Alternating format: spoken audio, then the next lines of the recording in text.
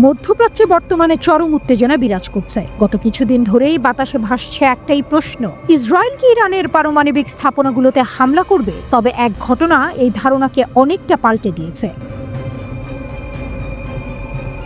মার্কিন যুক্তরাষ্ট্রের সাবেক পররাষ্ট্রমন্ত্রী জন ক্যারি বিস্ফোরক এক স্বীকৃতিতে জানিয়েছেন, ইসরায়েল একা ইরানের পারমাণবিক কার্যক্রম ধ্বংস করতে পারবে না। এই মন্তব্যের পর কূটনৈতিক মহলে নতুন করে প্রশ্ন উঠেছে, তাহলে কি ইরান মধ্যপ্রাচ্যের এক অপ্রতিরোধ্য শক্তি হয়ে উঠেছে? জন ক্যারির বিস্ফোরক স্বীকারোক্তি। ইসরায়েলের একলা চলনীতি কি অচল? CNN-কে দেয়া এক সাক্ষাৎকারে সাবেক মার্কিন পররাষ্ট্রমন্ত্রী জন ক্যারি সাফ জানিয়ে দিয়েছেন, ইসরায়েলের পক্ষে একার ক্ষমতায় ইরানের পারমাণবিক কার্যক্রম পুরোপুরি ধ্বংস করা সম্ভব নয়। তার কথায়, ইসরায়েল হয়তো কিছু ক্ষতি করতে পারে, এমনকি সেই ক্ষতি বেশ বড়ও হতে পারে, কিন্তু ইরানের পারমাণবিক প্রোগ্রামকে একেবারে মুছে ফেলার ক্ষমতা তাদের নেই। বরং ন্যূনতম কোনো ক্ষতি হলেও তা গোটা অঞ্চলকে আরো বড় বিপদের মুখে ঠেলে দেবে। বেহের নিউজের এক প্রতিবেদনে এই তথ্য উঠে এসেছে। বিশ্লেষকরা মনে করছেন, ক্যারির এই বক্তব্য একদিকে যেমন ইসরায়েলের জন্য এক স্পষ্ট চপেটাঘাত, অন্যদিকে তা ইঙ্গিত করছে মধ্যপ্রাচ্যে ইরানের সামরিক ও কূটনৈতিক দৃঢ়তা এখন এক নতুন স্তরে পৌঁছেছে। তেল আবিব বেশ কিছুদিন ধরেই ইরানে হামলার হুমকি দিয়ে যাচ্ছে, আর এই হুমকির মধ্যেই রোমে অনুষ্ঠিত হলো ইরান ও যুক্তরাষ্ট্রের মধ্যে ৫ম দফার পরোক্ষ পরমাণু আলোচনা। আগের ৪ দফার মতো এবারও ইরানের পক্ষ থেকে বৈঠকে নেতৃত্ব দেন পররাষ্ট্রমন্ত্রী আব্বাস আরাকচি। যুক্তরাষ্ট্রের প্রতিনিধি হিসেবে ছিলেন মার্কিন প্রেসিডেন্ট ডোনাল্ড ট্রাম্পের আঞ্চলিক দূত স্টিভ উইটকফ। ইরানের পররাষ্ট্র মন্ত্রণালয়ের মুখপাত্র ইসমাইল বাঘাই তার এক্স অ্যাকাউন্টে লিখেছেন, এই আলোচনায় ইরানের নীতিগত অবস্থান খুব স্পষ্ট এবং শক্তভাবে তুলে ধরা হয়েছে। আলোচনা হয়েছে পেশাদার ও শান্ত পরিবেশে। বাঘাইয়ের মন্তব্য থেকে স্পষ্ট বোঝা যায়, যখন এক পক্ষ আগ্রাসনের হুমকি দিচ্ছে, তখন ইরান দেখাচ্ছে এক পরিপক্ক কূটনৈতিক অবস্থান। ওমানের মধ্যস্থতা, শান্তির কি কোনো সুযোগ আছে? যুক্তরাষ্ট্র ও ইরানের এই পরমাণু আলোচনায় মধ্যস্থতাকারী হিসেবে এবারও ছিলেন ওমানের পররাষ্ট্রমন্ত্রী। প্রথম থেকেই এই পরোক্ষ আলোচনায় তিনি গুরুত্বপূর্ণ ভূমিকা রেখেছেন। বিশেষ করে ৫ম দফার আলোচনায় ওমানের পররাষ্ট্রমন্ত্রী কিছু সমাধানের প্রস্তাব উত্থাপন করেছেন, যা এখন দুই পক্ষই বিস্তারিতভাবে পর্যালোচনা করছে। ইসমাইল বাঘাই জানিয়েছেন, পরবর্তী বৈঠকের সময় ও স্থান শিগগিরই জানিয়ে দেওয়া হবে। বিশ্লেষকরা বলছেন, ওমানের এই উদ্যোগ আবারও প্রমাণ করে ইরান যুদ্ধ নয়, চায় সমঝোতা। কিন্তু প্রশ্ন হলো, যুক্তরাষ্ট্র এবং ইসরায়েল কি সত্যিই শান্তির এই ভাষা বুঝতে আগ্রহী? ইসরায়েলের কর্মকর্তারা বারবার ইরানের পারমাণবিক স্থাপনায় হামলার হুমকি দিচ্ছেন, কিন্তু জন ক্যারির বক্তব্য সেই হুমকির ভিত্তি নিয়েই প্রশ্ন তুলে দিয়েছে। বাস্তবতা হলো, ইরান এখন কূটনীতিতেও আত্মবিশ্বাসী এবং সামরিক প্রস্তুতিতেও বেশ শক্ত। যুক্তরাষ্ট্রের উচ্চ পর্যায়ের সামরিক বিশ্লেষকরাও তা স্বীকার করছেন। ইরানের পরমাণু ঘড়ির কাঁটা ঘুরছে, কিন্তু শেষ মুহূর্তে ট্রিগারে কার আঙুল থাকবে? ইসরায়েল, যুক্তরাষ্ট্র নাকি ইরানের? যুদ্ধ না শান্তি? এই মুহূর্তের ভবিষ্যৎ নির্ভর করছে তেহরানের ওপর নয়, বরং তেল আবিব আর ওয়াশিংটনের বাস্তবতাবোধের ওপর।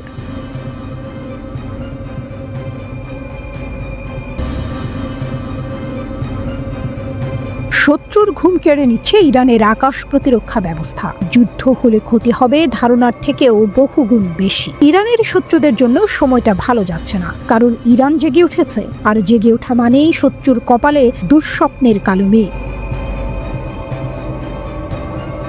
ইসরায়েল হোক কিংবা যুক্তরাষ্ট্র, যারা ইরানকে থামিয়ে দিতে চায়, তাদের উদ্দেশ্যেই তীব্র হুঁশিয়ারি দিয়েছেন ইরানের সেনাবাহিনীর সর্বোচ্চ কর্মকর্তা মেজর জেনারেল মোহাম্মদ বাঘেরি। তার কণ্ঠে ছিল না শুধু হুঁশিয়ারি, ছিল আগুনের ঝলক। তিনি সাফ জানিয়ে দিয়েছেন, যদি কেউ ইরানের দিকে চোখ তুলে তাকায়, তবে ফল হবে প্রত্যাশার চেয়েও বহুগুণ বেশি ভয়াবহ। আর এই ভয়াবহ ফল নিশ্চিত করতে ইরান প্রস্তুত করেছে এমন এক ঢাল, যা আকাশেই গুঁড়িয়ে দিতে পারবে শত্রুর সমস্ত আগ্রাসন। নাম তার আকাশ প্রতিরক্ষা ব্যবস্থা। এই প্রতিরক্ষা এখন আগের মতো নয়, এটি এখন ইরানের অন্যতম প্রধান হাতিয়ার। মেজর জেনারেল বাঘেরির ভাষায়, গত বছরের তুলনায় ৫ গুণ বাড়ানো হয়েছে নজরদারি রাডার এবং শনাক্তকরণ প্রযুক্তি। উন্নত করা হয়েছে মিসাইল প্রতিরক্ষা ব্যবস্থাও। ২ থেকে ৩ গুণ বেশি কার্যকর এখন এই প্রযুক্তি।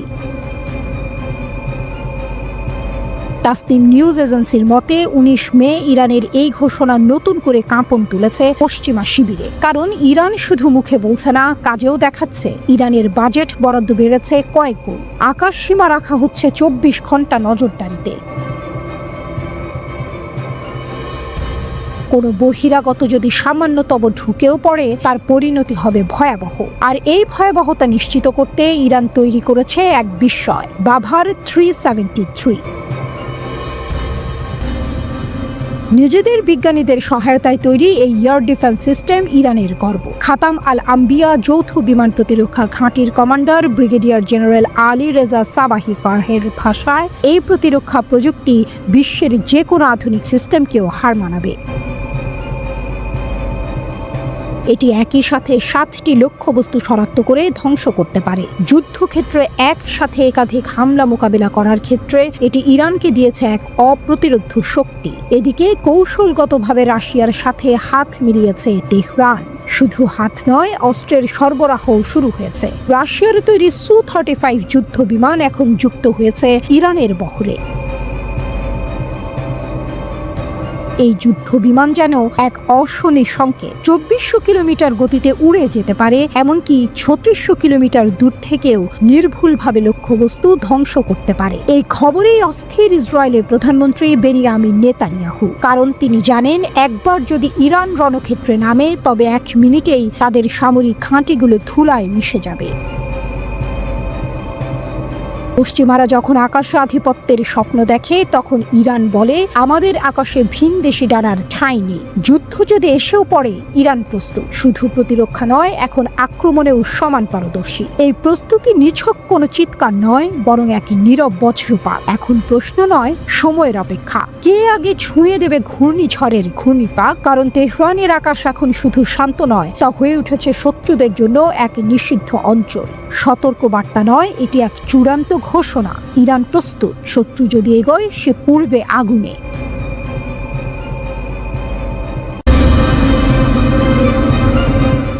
মধ্যপ্রাচ্যের উত্তপ্ত আকাশের নিচে নতুন এক নাটকের মঞ্চ প্রস্তুত হচ্ছে। ইরানের রাজনৈতিক দাবার চালে মার্কিন যুক্তরাষ্ট্র কি এবার রণনীতির ভুল চাল দিয়েছে? ট্রাম্পের হুমকির বিপরীতে ইরানের জবাব যেন মরুর ঝড়ের মতো প্রবল, অপ্রতিরোধ্য। ইরানের রণকৌশল যেন নতুন এক মাত্রা পেল।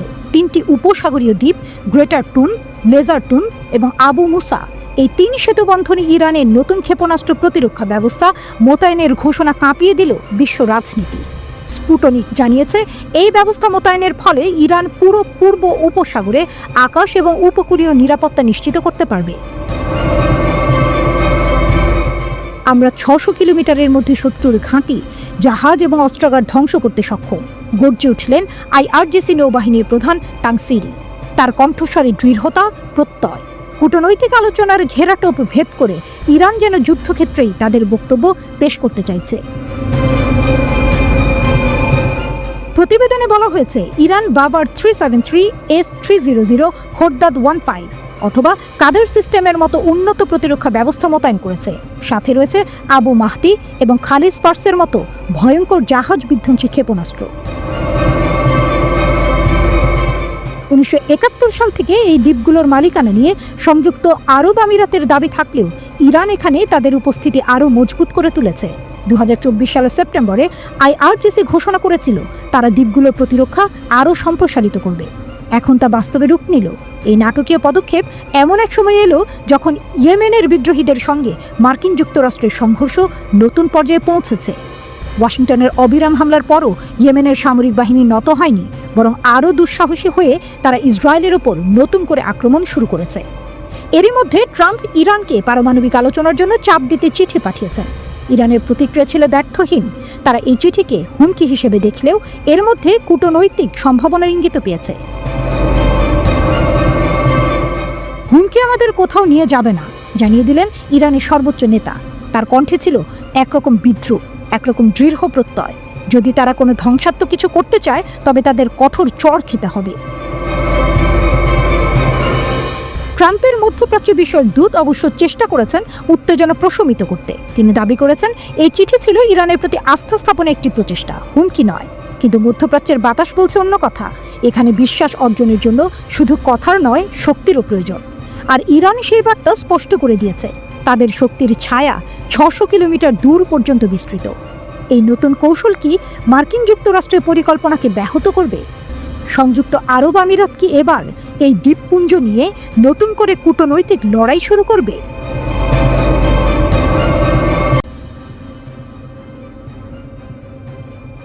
সিনেমার মতো এক নাটকীয় মঞ্চ, পৃথিবীর কাঁপন ধরানো এক দ্বন্দ্বের মঞ্চ প্রস্তুত। রাশিয়ার প্রেসিডেন্ট ভ্লাদিমির পুতিন কি নায়ক না নীরব পর্যবেক্ষক? তার উপস্থিতি কি ঘটনার মোড় ঘোরাবে নাকি আগুনে ঘি ঢালবে? প্রশ্নগুলো বাতাসে ভাসছে, উত্তপ্ত রাজনীতির অলিন্দে ঘূর্ণিঝড়ের পূর্বাভাস দিচ্ছে।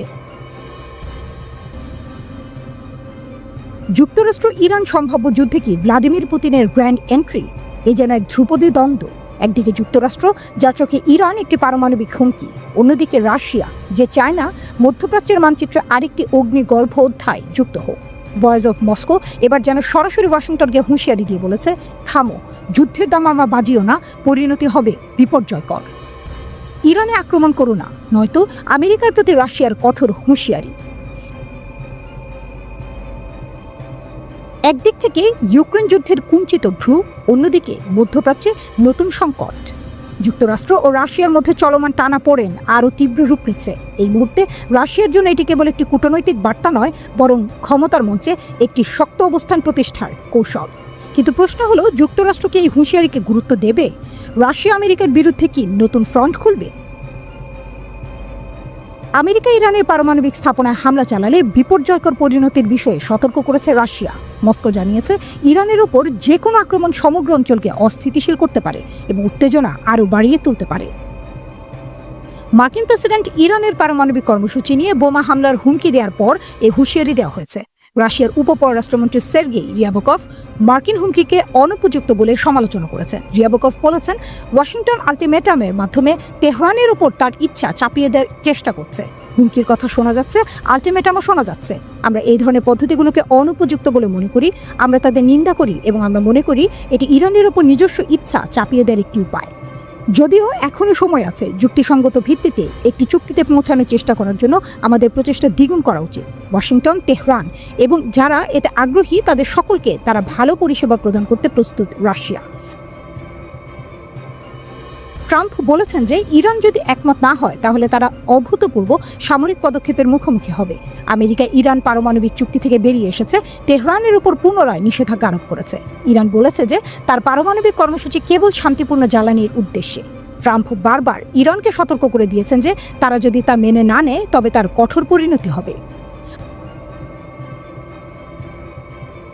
ওয়াশিংটন তেহরানের বিরুদ্ধে পারমাণবিক অস্ত্র তৈরির অভিযোগ করেছে, যা ইরান দৃঢ়ভাবে অস্বীকার করে। ইরানের সাথে ক্রমবর্ধমান উত্তেজনার মধ্যে আমেরিকা এই অঞ্চলে B-2 বোমারু বিমান মোতায়েন করেছে।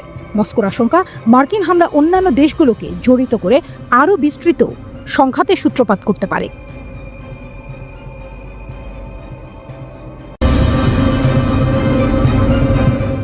আকাশের গর্জন, মরুভূমির প্রতিধ্বনি, আরব ভূমিতে যেন বাজতে চলেছে যুদ্ধের সুর। মার্কিন ইরান সংঘর্ষ কি এখনই হতে পারে? ইতিহাসের পাতায় আরেকটি নাটকীয় অধ্যায় যোগ হতে চলেছে কি? এই মুহূর্তে তেহরান তার এক বিশাল বিস্ময়ের ছাঁপি খুলে দিয়েছে। চমকে উঠেছে গোটা বিশ্ব। মার্কিন প্রেসিডেন্ট ডোনাল্ড ট্রাম্প যখন বোমারু বিমান মোতায়েনের নির্দেশ দেন, তখন ইরান তার জবাব দিতে দেরি করেনি। এক চুপি চুপি কিন্তু ঐতিহাসিক মুহূর্তে তারা রাডার স্থাপন করে ফেলেছে। আর ঠিক সেই সময়ে ক্যামেরায় ধরা পড়ে ভয়ঙ্কর দৃশ্য। IRGC পারস্য উপসাগর এবং তাবরিজের কাছে গাদির রাডার সিস্টেম বসিয়ে দিয়েছে। এ যেন তলোয়ার আর ঢালের মুখোমুখি অবস্থা। একদিকে ট্রাম্পের শ্বাসরোধকারী হুমকি, অন্যদিকে তেহরানের নিঃশব্দ প্রস্তুতি। আসন্ন যুদ্ধের পূর্বাভাস যেন ঘনিয়ে আসছে। Bulgarianmilitary.com রিপোর্ট করছে, সম্ভাব্য মার্কিন হামলার আশঙ্কায় ইরানি সেনাবাহিনী একটি গুরুত্বপূর্ণ পদক্ষেপ নিয়েছে। গুগল ম্যাপ ও গুগল আর্থের স্যাটেলাইট ছবি বলছে তাবরিজ এবং উপসাগরীয় উপকূলে গাদির সিস্টেম স্থাপন নিশ্চিত। এই গাদির রাডার শুধু প্রযুক্তি নয়, ইরানের আত্মরক্ষার প্রতীক। স্টিলথ যুদ্ধ বিমান, ক্ষেপণাস্ত্র, এমনকি ছোট UAV, কিছুই গোপন থাকে না এর চোখ থেকে। ব্যালিস্টিক ক্ষেপণাস্ত্র শনাক্ত করতে পারে 1100 কিলোমিটার দূর থেকে, আর বিমান 600 কিলোমিটার দূরের শব্দ শুনতে পায় এই দানবীয় রাডার, আর উচ্চতা 300 কিলোমিটার পর্যন্ত নজরে রাখে প্রতিটি সম্ভাব্য আক্রমণ। ইলেকট্রনিক যুদ্ধ। IRGC বলে, আমাদের রাডার সহজে ভাঙে না, হারায় না সংকেত, তাকে পরাজিত করা কঠিন। এই মুহূর্তে গোটা বিশ্বের নজর যেন এক বিন্দুতে। তেহরানের শির দাঁড়া যেন আরও শক্ত হয়েছে। আন্তর্জাতিক চাপ উপেক্ষা করে ইরান যেভাবে সামরিক সক্ষমতা বৃদ্ধি করছে, তাতে মাথা ব্যথা বেড়েছে ওয়াশিংটন এবং তেল আবিব, দুই শক্তিধর রাজধানীতেই। এই নাটকের পটভূমিতে নতুন মোড়। স্যাটেলাইট ছবিতে ধরা পড়েছে 6টি B-2 স্পিরিট বোমারু বিমান মোতায়েন ডিয়েগো গার্সিয়ায় মার্কিন ঘাঁটিতে, যেখান থেকে কয়েক মিনিটেই ইরান বা ইয়েমেনে বোমা বর্ষণ সম্ভব। আরও জানা গেছে, C-17 কার্গো বিমানের বিশাল বাহিনী প্রস্তুত রাখা হয়েছে। ট্রাম্প সরাসরি হুঁশিয়ারি দিয়েছেন, নতুন পারমাণবিক চুক্তি না হলে ইরানি স্থাপনায় আঘাত আসবে। এই মুহূর্তে যেন টাইমার শুরু হয়ে গেছে। একটা ভুল বোতাম চাপলেই ধ্বংসের সুর বাজবে। আর যদি সংঘর্ষ বাঁধে, তবে তা শুধু দুই দেশের নয়, গোটা অঞ্চলের ভাগ্যকে নাড়িয়ে দেবে। এ যেন এক মহারণের প্রতীক্ষা। এক পাশে আমেরিকার প্রযুক্তি ও আগ্রাসন, অন্য পাশে তেহরানের গর্ব আর প্রতিরোধ। মধ্যপ্রাচ্যের আকাশে কি তবে আরেকবার দাউ দাউ আগুনের ছায়া, নাকি শেষ মুহূর্তে আসবে কূটনীতির করুণাময় হাত? শুধু সময় বলে দেবে যুদ্ধের এই খেলা শেষ পর্যন্ত কার ঘরে তুলে দেবে বিজয়ের পতাকা।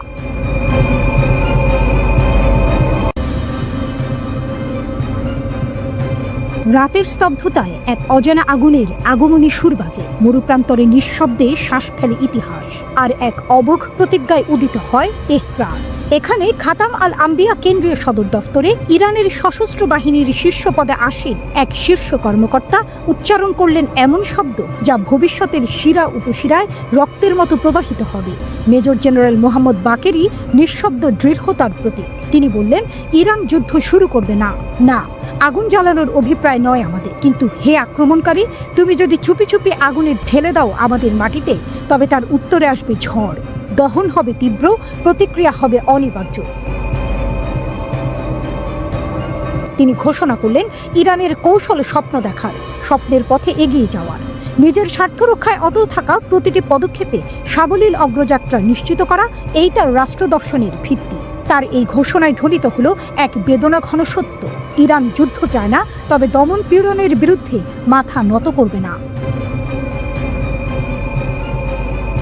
ইরানের প্রতি ট্রাম্পের 12ই মার্চের চিঠি সম্পর্কে শীর্ষ জেনারেল উল্লেখ করেছেন, মার্কিন প্রেসিডেন্ট ইসলামিক বিপ্লবের নেতা আয়াতুল্লাহ সাইয়েদ আলী খামেনির কাছ থেকে উপযুক্ত প্রতিক্রিয়া পেয়েছেন।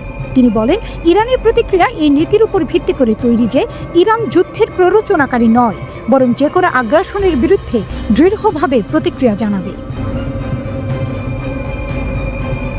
জেনারেল বাকেরি পুনর্ব্যক্ত করেছেন যে ইরান এই অঞ্চলে শান্তি ও স্থিতিশীলতা চায়, পারমাণবিক অস্ত্র চাইছে না এবং মার্কিন যুক্তরাষ্ট্রের সাথে সরাসরি আলোচনায় অংশ নেবে না। তবে নেতার প্রতিক্রিয়া স্পষ্ট করে দিয়েছে যে অতীতের আলোচনায় মার্কিন যুক্তরাষ্ট্র সবচেয়ে অবিশ্বস্ত এবং অবিশ্বস্ত পক্ষ ছিল এবং আমেরিকার ওপর কোনো আস্থা অবশিষ্ট নেই, তিনি উল্লেখ করেছেন। তিনি জোর দিয়ে বলেছেন যে ইসলামী প্রজাতন্ত্রের একমাত্র কৌশল হলো তার স্বার্থ রক্ষা করা, অগ্রগতি অনুসরণ করা এবং তার কাঙ্ক্ষিত দিগন্তের দিকে এগিয়ে যাওয়া।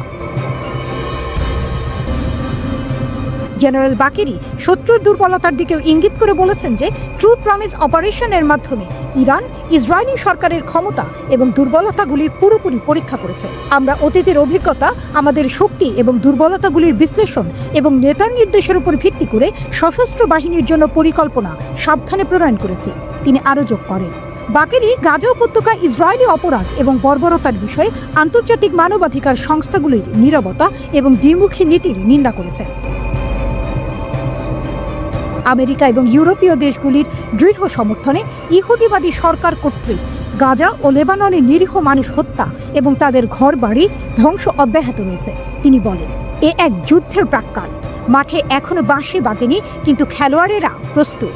তেহরান যেন বলছে, আমরা শুরু করব না, কিন্তু যদি শুরু করো তুমি, তবে শেষটা লিখবই আগুন, আর সাক্ষী থাকবে ইতিহাস।